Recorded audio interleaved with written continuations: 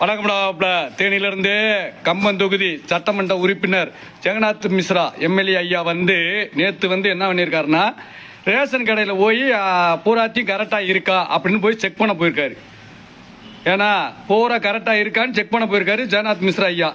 அப்போ ரேஷன் கடையில் எடை கம்மியாக இருந்திருக்கு.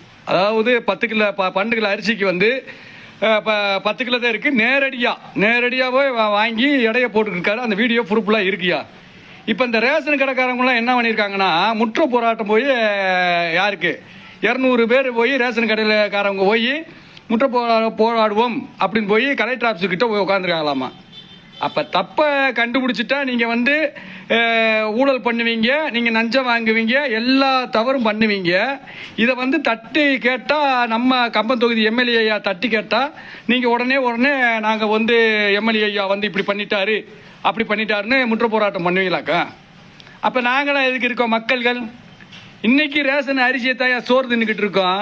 மழை காட்டில் வேலை பார்த்துட்டு வீட்டில் ரேஷன் கடை சோறு, சீனி, பாமாயில் எண்ணெயை வச்சுதான் குழம்பு பருப்பு, அந்த குழம்பு சாரை வச்சு சாப்பிட்றது அந்த ரேஷன் அரிசியில் தான், அந்த ரேஷன் பருப்பில் தான் வச்சு சாப்பிட்றோம். அதுலேயே ஆட்டையை போட்டிங்கன்னா அப்புறம் நாங்கள் மக்கள்கள் போராட ஆரம்பிச்சிருவோம். நீ எம்எல்ஏ விட்டுரு, ரேஷன் கடையில் சில ரேஷன் கடைக்காரங்களுக்கு இந்த பதிவு போனோம், நீ எம்எல்ஏ ஐயாவே விட்டு எங்களுக்கு நீ கம்மியாக ஆச்சுன்னா நாங்கள் பயங்கரமாக போராடுவோம். என்னத்த செஞ்சு விட்டாரு? கரெக்டாக நடங்கப்பான்னு சொன்னது தப்பா? நம்ம தொகுதி எம்எல்ஏ ஐயா இதுக்கு முன்னாடி டிஎம்கேல நீங்கள் ஊழல் பண்ணியிருக்கலாம், டிஎம்கே கட்சியில் ஊழல் பண்ணியிருக்கலாம், உங்களை கேட்கறதுக்கு நாதி இல்லை. ஆனால் இப்போ தமிழக வெற்றி கழகம் முதலமைச்சர் ஆட்சி நல்லபடியாக நடந்துக்கிட்டு இருக்கு. மக்கள் அதை நம்பிட்டு இருக்காங்க, மாற்றத்தை கொண்டு வந்துக்கிட்டு இருக்காங்க. தட்டி கேட்பாரு. நீங்க போராடணும்னு நினைச்சிக்க. ரேஷன் கடையில் சில ரேஷன் கடையில் இருக்க தவறு பண்றவங்க இப்பயே தெரிஞ்சுக்கிங்க. நீங்க போராடினீங்கன்னா அதுக்கு மேல நாங்க ஓட்டு போட்டு எம்எல்ஏ சேர்த்து வச்சிருக்கோம்ல, நாங்க உங்க மேல இது பண்ணி விட்டுருவோம். ரேஷன் கடைக்காரங்க பூரா சண்டை விட்டு விட்டுருவோம். அதை பார்த்து பேசு.